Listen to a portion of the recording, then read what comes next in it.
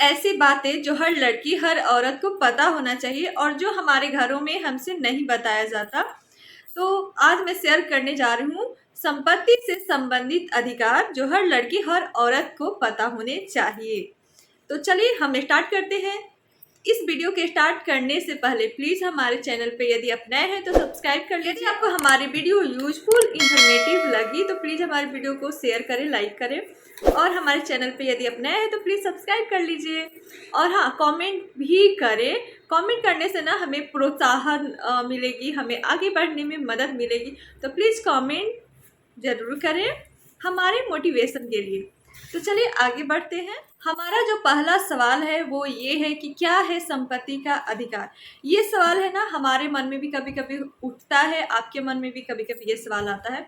तो ये जो सवाल है कि क्या है संपत्ति का अधिकार, हिंदू कानून के अनुसार संपत्ति को दो भागों में बांटा जाता है। पहला पैतृक संपत्ति और दूसरा अपनी कमाई हुई संपत्ति।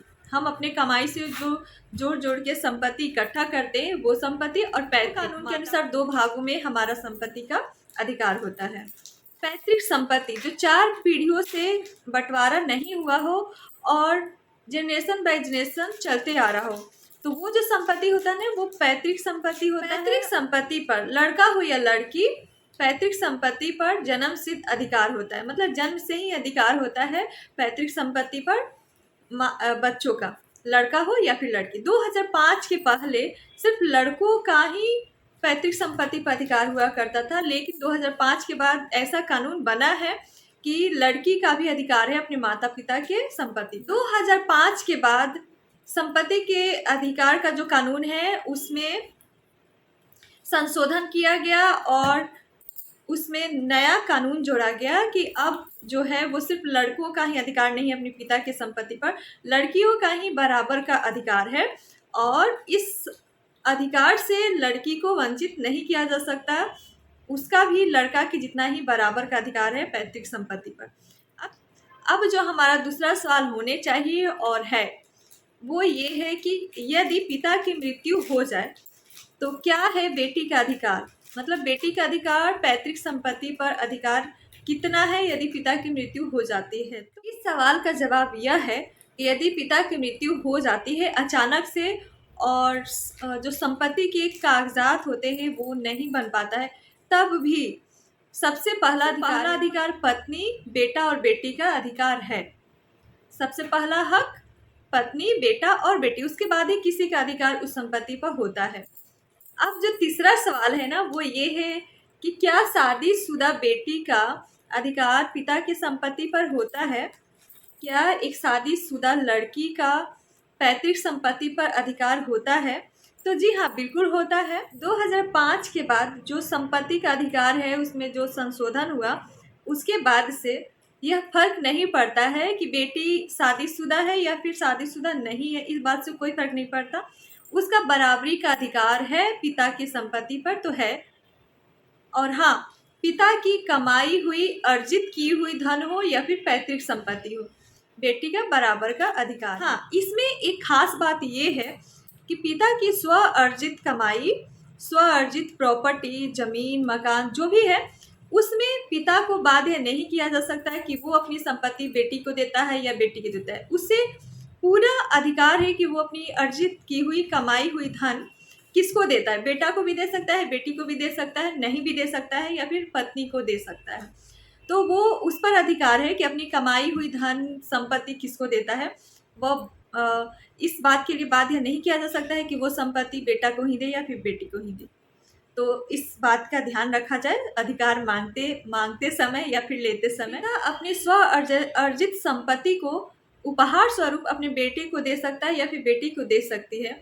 अब बात यह है कि यदि वो अपना संपत्ति उपहार में यदि अपने बेटे को दे रहा है तो वहाँ पे बेटी अपना अधिकार जता सकती है, पत्नी अपनी अधिकार जता सकती है कि आप ये जो अपनी संपत्ति दे रहे हैं उसमें मेरा भी अधिकार है। बेटा बेटी को पूरा अधिकार है कि ऑब्जेक्शन डाल सकता है।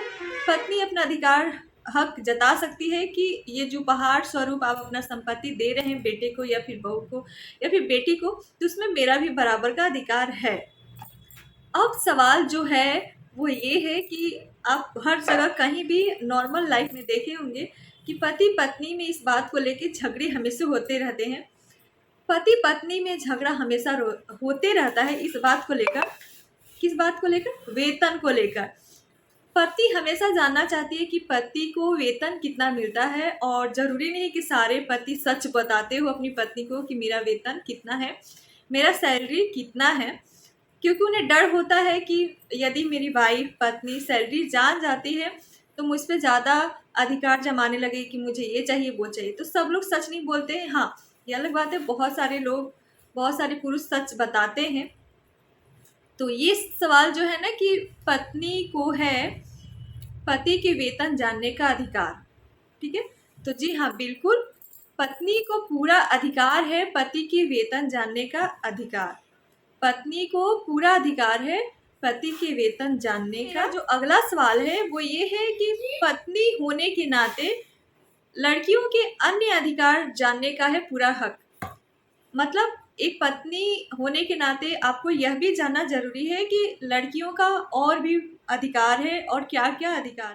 पति पत्नी में यदि किसी तरह का विवाद होता है, झगड़े होते हैं, और यदि वो अलग रहना चाहते हैं या फिर तलाक लेना चाहते हैं, तो पत्नी अपने पति पर गुजारा भत्ते के लिए अधिकार जता सकती है, अधिकार मांग सकती है। सुप्रीम कोर्ट के द्वारा लागू किया गया कानून। ये जो हमने जानकारियाँ आपके साथ शेयर की है वो कहीं इधर उधर से उठाई हुई जानकारी नहीं है, या फिर कहीं से भी मैंने देख के या सुन के नहीं आपको बताया है। यह सुप्रीम कोर्ट के द्वारा लागू किया गया कानून है, जो एक लड़की एक औरत को जानना बहुत ज़रूरी है अपने अधिकार के लिए, हक के लिए। जहाँ भी रहे आत्मसम्मान के साथ रहे और अपने हक के साथ रहे। तो चलिए मिलते हैं फिर से एक नए वीडियो में, तब तक के लिए बाय बाय।